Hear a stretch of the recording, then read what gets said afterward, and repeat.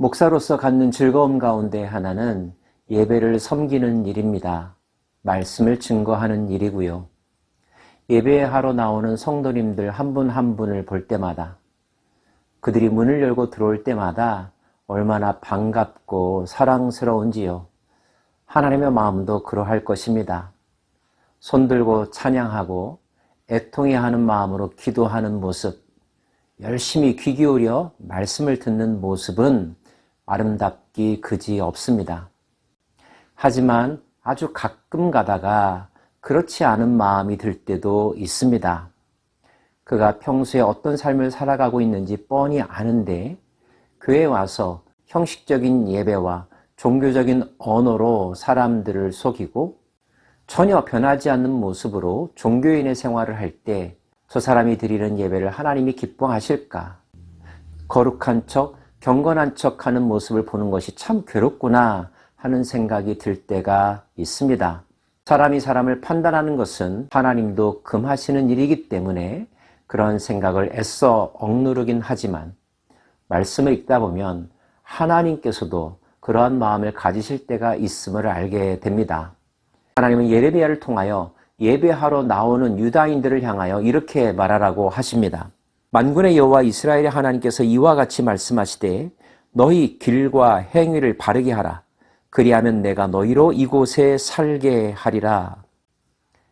길과 행위, 행동을 바르게 하라. 이 말씀을 먼저 하고 계신 것입니다. 너희는 이것이 여호와의 성전이라, 여호와의 성전이라, 여호와의 성전이라 하는 거짓말을 믿지 말라. 보라, 너희가 무익한 거짓말을 의존하는도다. 너희가 도둑질하며 살인하며 간음하며 거짓 맹세하며 바알에게 분향하며 너희가 알지 못하는 다른 신을 따르면서 내 이름으로 일컬음을 받는 이 집에 들어와서 내 앞에 서서 말하기를 우리가 구원을 얻었나이다 하느냐. 이 모든 가증한 일을 행하려 함이로다. 내 이름으로 일컬음을 받는 이 집이 너희 눈에는 도둑의 소굴로 보이느냐? 보라, 나 곧 내가 그것을 보았노라. 여호와의 말씀이니라. 성전, 얼마나 거룩한 용어입니까? 마음조차 새로워진 느낌이 듭니다. 구원받았다고 하는 확신, 믿는 사람들에게 얼마나 중요한 일입니까? 하나님의 이름이 있는 집, 이 또한 우리가 경외심을 가지고 표현할 수밖에 없는 단어입니다. 그런데 어떤 사람들은 그 입에서 하는 이러한 모든 고백들이 진실하지 않았다는 것입니다. 혹시 여러분, 거룩하다는 단어, 할렐루야라는 단어, 아멘이라고 하는 단어를 그 의미를 진지하게 생각하지 않고 습관적으로 동어 반복하면서 묘한 신비주의에 빠져보신 적은 없으십니까? 마치 주문을 외우면서 무아지경에 빠져드는 사람들처럼 말입니다. 그것이 은혜일까요? 영적 체험일까요? 아닐 것입니다. 자아도취에 지나지 않을 뿐이죠. 그렇게 동일한 단어를 반복하는 사람의 마음은 황홀할지 모르지만 그곳에 정작 계셔야 될 하나님은 계시지 않으시답니다. 게다가 그들이 예배의식 이외의 삶에서 보여주는 행동이 이방인과 고아와 과부를 압제하며 무지한 자의 피를 흘리며 다른 신들을 섬기며 도둑질하며 살인하며 간음하며 거짓 맹세하는 삶을 살았다면 그러한 사람이 드리는 예배 행위, 제사 행위를 하나님께서 과연 받으실까요? 모르고 받으신다면 하나님이 무능하다는 뜻이며 알면서도 받는다면 하나님이 정의롭지 못하신 것입니다. 의로우신 하나님은 결코 그런 제사를 기뻐하지 않으십니다. 삶과 마음이 따로따로인, 의식과 삶이 정반대인 인생, 이런 영적 불일치의 삶을 하나님은 전혀 기뻐하지 않으십니다. 그들은 거룩한 하나님의 집을 강도의 소굴로 변질시키는 자들에 지나지 않습니다. 예수님께서 상을 둘러 엎으시면서 그들을 내어 쫓으셨듯이 하나님도 그들을 내어 쫓으시고자 하십니다. 그들이 예배하러 나오는 것 전혀 반갑지 않다고 하십니다.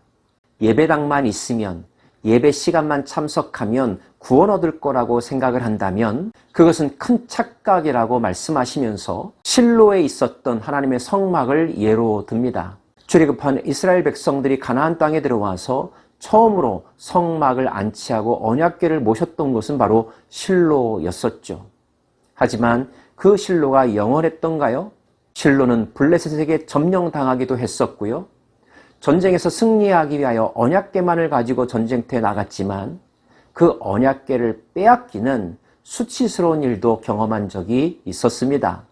실로나 성막이나 언약궤 그 자체가 신비한 능력을 가지고 있는 것이 아니었죠. 단지 상징이었을 뿐입니다.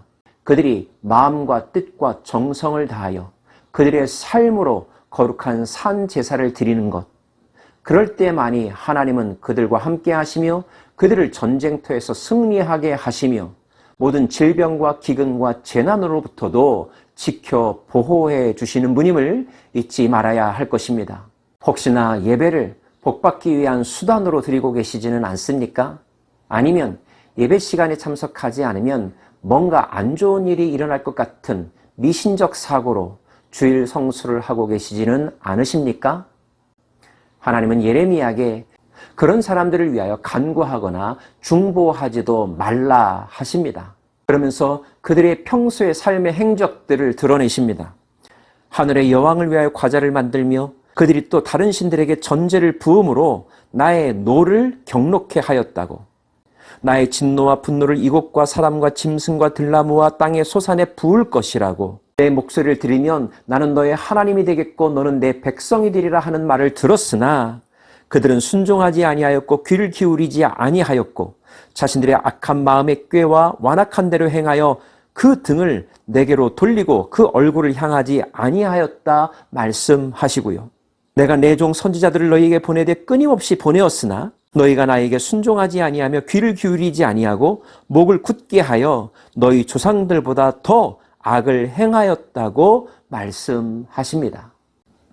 그러면서 하나님은 예레미야, 네가 그들에게 이 모든 말을 할지라도 그들이 너에게 순종하지 아니할 것이요 내가 그들을 불러도 그들이 내게 대답하지 아니하리니 너는 그들에게 말하기를 너희는 너희 하나님 여호와의 목소리를 순종하지 아니하고 교훈을 받지 아니하는 민족이라 진실이 없어져 내 입에서 끊어졌다 할지니라 이야기하십니다. 요시야 왕은 열심히 개혁을 부르짖으며 하나님께로 돌아오기를 위해 앞장섰지만 그 땅의 백성들의 삶은 그것을 따라가지 못했다는 거죠. 이 모든 일들이 므낫세 시대의 오랜 통치 기간에 습관화된 일이었던 것입니다. 가끔 우리는 누군가에게 가서 이런저런 얘기 좀 한번 해봐 라고 부탁을 하지만 아마 그래도 듣지 않을 거야, 그 결과까지도 예상이 되는 경우들이 있죠. 그것이 바로 예레미야 시대의 하나님의 마음이었습니다. 하나님은 결국 예레미야가 겪을 극심한 고통에 대해서 이야기하십니다. 너의 머리털을 베어버리고 벗은 산 위에서 통곡할지어다. 여호와께서 그 노하신 바 이 세대를 끊어버리셨음이라. 지킬 수 없을 정도로 최악의 상황에 이르렀으니 너는 그저 가슴 아파할 뿐이며 앞으로 내가 하는 일을 지켜보기만 할 뿐이라고 이야기하시는데, 이 말씀을 하는 하나님의 마음이나 그 말씀을 듣는 예레미야 마음이나 얼마나 답답하고 안타까울까요? 이 시대의 신앙인으로 살아가는 우리는 혹시 이 당시의 유대 사람들과 같지 않은지 돌이켜봐야 할 것입니다.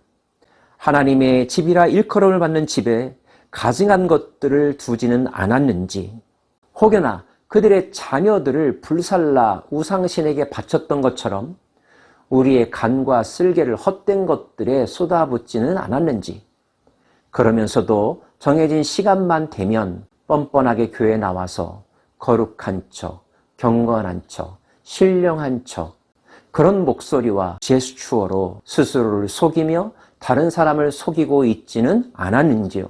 그런 사람들에게 임할 하나님의 심판, 우리에게도 임할 수 있다는 경각심을 가지고 귀 기울이기를 원합니다.